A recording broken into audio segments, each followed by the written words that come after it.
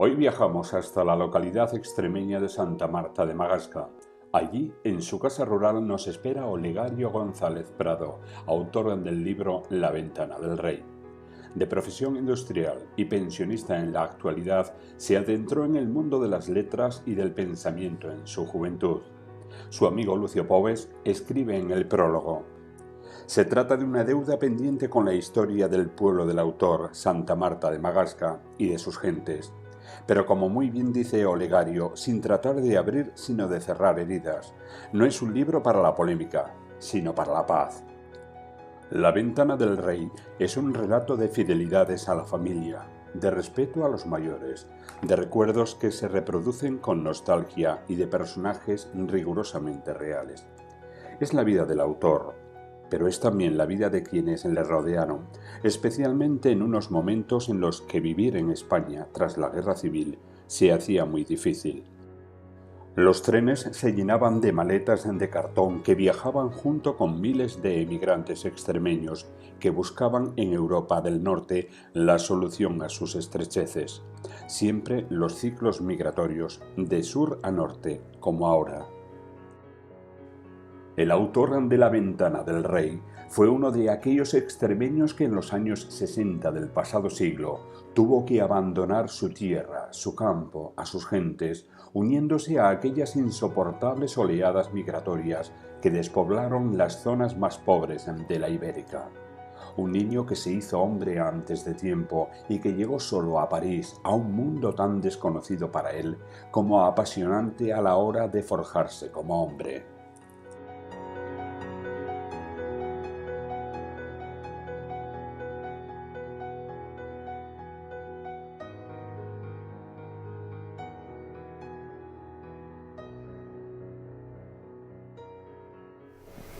Bueno, pues todo hace parte de las circunstancias de la vida, ¿no? De cada cual, de cada persona.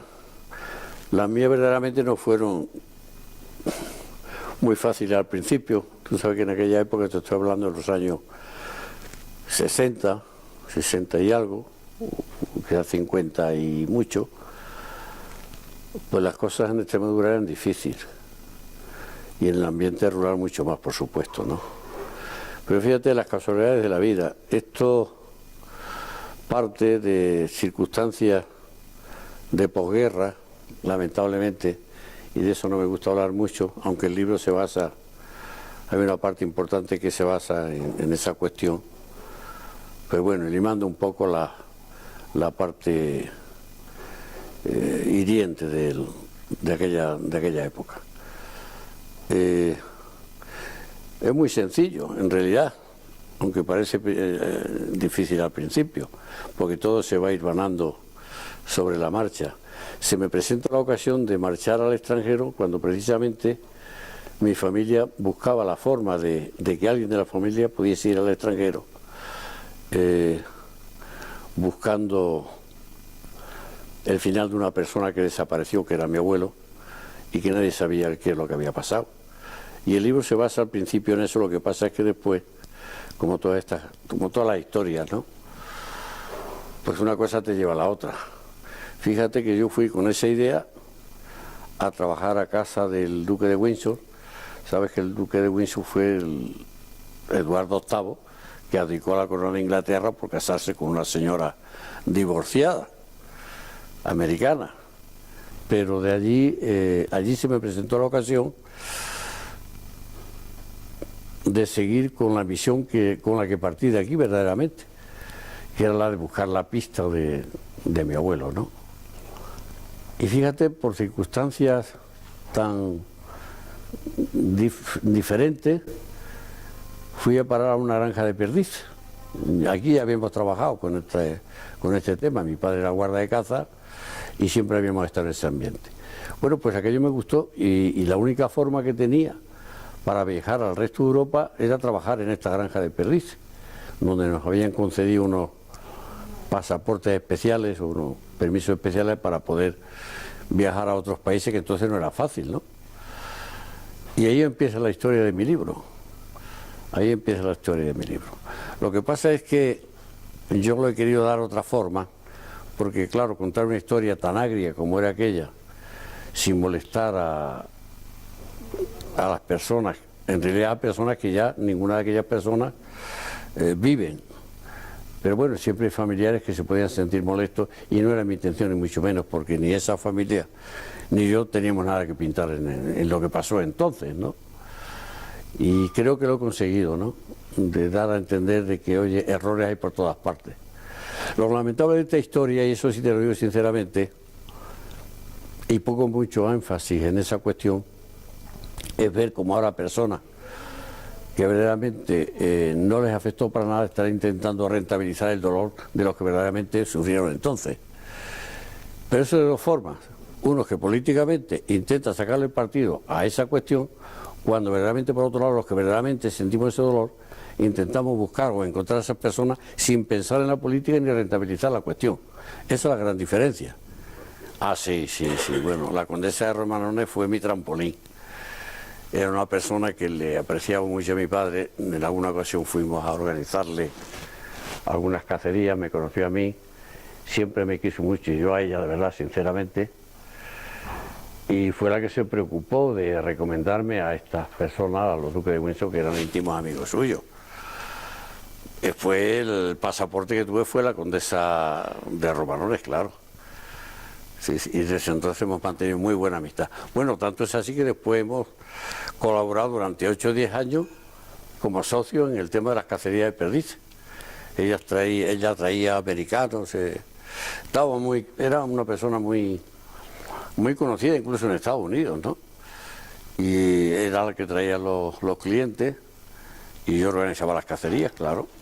Pues bueno, la decisión final la tomo cuando verdaderamente ya lo damos por terminado el tema de la búsqueda de mi abuelo. No vimos muchas posibilidades de poderlo aclarar del todo. Yo me preparo ya en el tema de la producción de perdices y indago en España que no había ninguna granja de perdices.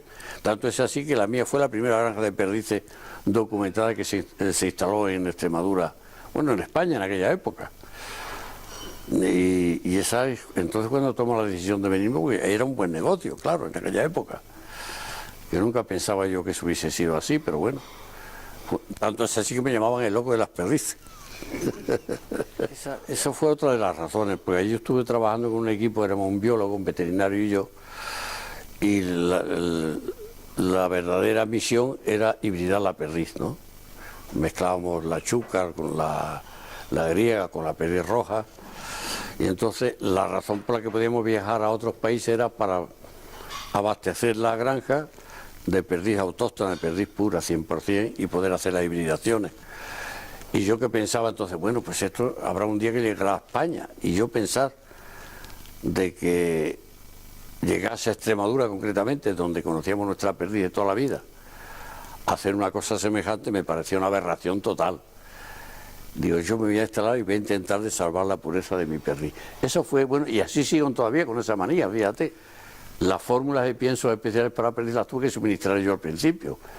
Y tuve que buscar unas cuantas granjas, fábricas, hasta que di con una que se prestó a hacerlo.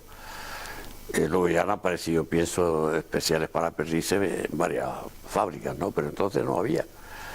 La medicamentación tampoco había, el tema de vacunas y todo eso, pues no. Yo estuve bastantes años a caballo entre Francia y España precisamente por ese problema, ¿no? Porque tenía que importar productos de allí que no había aquí. Bueno, la decisión la tomo, ya te he apuntado anteriormente, cuando veo que hay tantas personas intentado en rentabilizar el tema de aquella época que lleva a ver, y confunden una cosa con la otra. Y me duele mucho y me ha dolido siempre el que personas que no tuvieron nada que ver con aquello ahora intenten sacarle partido a una cosa que verdaderamente no, a los que nos afecta, que lo hemos estado intentando de aclarar, nos tomen como personas que estamos intentando de movilizar sensibilidades para rentabilizarlas en cosas que a nosotros no nos importan, ¿no? Esa es la cuestión. Parte del libro precisamente con esa idea. Para las personas de buena voluntad que lean este libro se van a dar cuenta rápidamente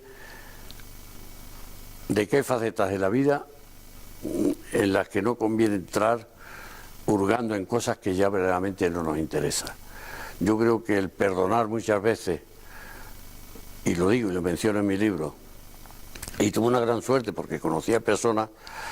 Yo partí con una edad muy sensible a que cualquier circunstancia podía influir en tu vida, ¿no?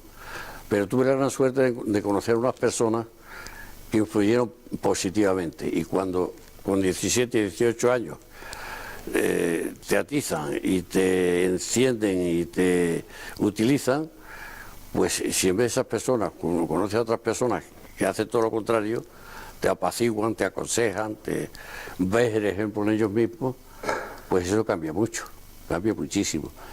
Y personas que tuvieron que sufrir el efecto de la guerra y de aquellas masacres que hicieron y todo aquello, lo daban como perdonado y perdonaban. Eso creo que condicionó mucho mi forma de pensar y mi forma de ver las cosas, ¿no? Muy triste decirlo, pero se están vendiendo más en el extranjero que en España. En Sudamérica se está vendiendo mucho, en Portugal incluso se están interesando mucho, y en España relativamente, ¿no? Un libro que creo yo que convenía leer. Bueno, pues ahora está en Amazon, en Casa del Libro, en el Corte Inglés, que hemos hecho una presentación últimamente muy bien acogida, y en varias editoriales lo tienes. Bueno, Lucio Pové es el artífice, yo creo, ya final del libro, porque yo le di para que lo revisara, y fíjate qué cosa más curiosa. Le doy el manuscrito, que fue lo primero que hice, y se iba ese día de cacería y me llaman desde un hotel de Andalucía. Dice: Olegario, estoy en el hotel, dice, te voy a dar una noticia. Oh, pues sí, me dice, que estaba leyendo un libro muy interesante y me ha atrapado con esto tuyo de tal forma que creo que no voy a tocar aquello hasta que no termine esto. Esto lo tienes que editar. Digo, yo no sé si merece la pena. Digo, ya hablaremos. Y me convenció para que lo editáramos, claro. No, el segundo libro ya está hecho, que es Ascuas de Juventud, una novela que se titula... no me acuerdo el nombre ahora, fíjate. Bueno, la verdad es que no lo he decidido todavía. Que está en la editorial, y un cuarto libro que he iniciado ahora, que es exclusivamente de poesía. En todos los libros doy un toque de poesía, pero este ya va a ser exclusivamente de poesía. ¿Te gusta mucho la poesía? Me gusta mucho la poesía. La poesía constructiva, ¿eh? Bueno, pues yo en este caso lo traduzco de que nadie en su tierra es poeta. No, como dice el proverbio, nadie es profeta, ¿no? Yo creo que un poco yo creo que en todas partes pasa igual, ¿no? Porque fíjate que este proverbio ya es antiguo, lamentablemente. Bueno, tampoco me interesa yo mucho por darme a conocer, sinceramente.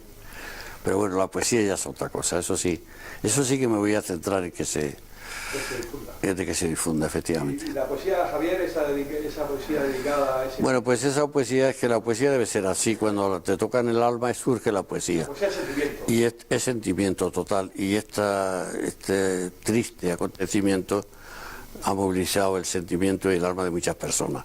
Y la mía, que es muy sensible, por supuesto, que la primera, claro, por eso lo he puesto así. Además es un crío que lo queremos muchísimo. Yo le llamaba mi torerino porque era un crío muy espabilado.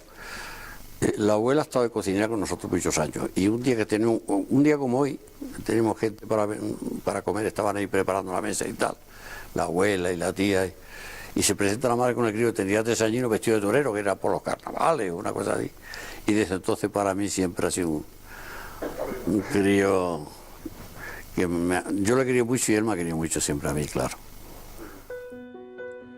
No es fácil de comprender la ambición desmesurada de unos con tanto poder y otros que no tengan nada. ¿Cómo es posible aprender si te enseñan a leer cultura condicionada? ¿Para que no puedan ver tu educación cercenada? ¿Qué otra cosa puede ser sino cuestión calculada? Mas no impedirán crecer una mente iluminada que mucho supo al saber que nunca supo de nada.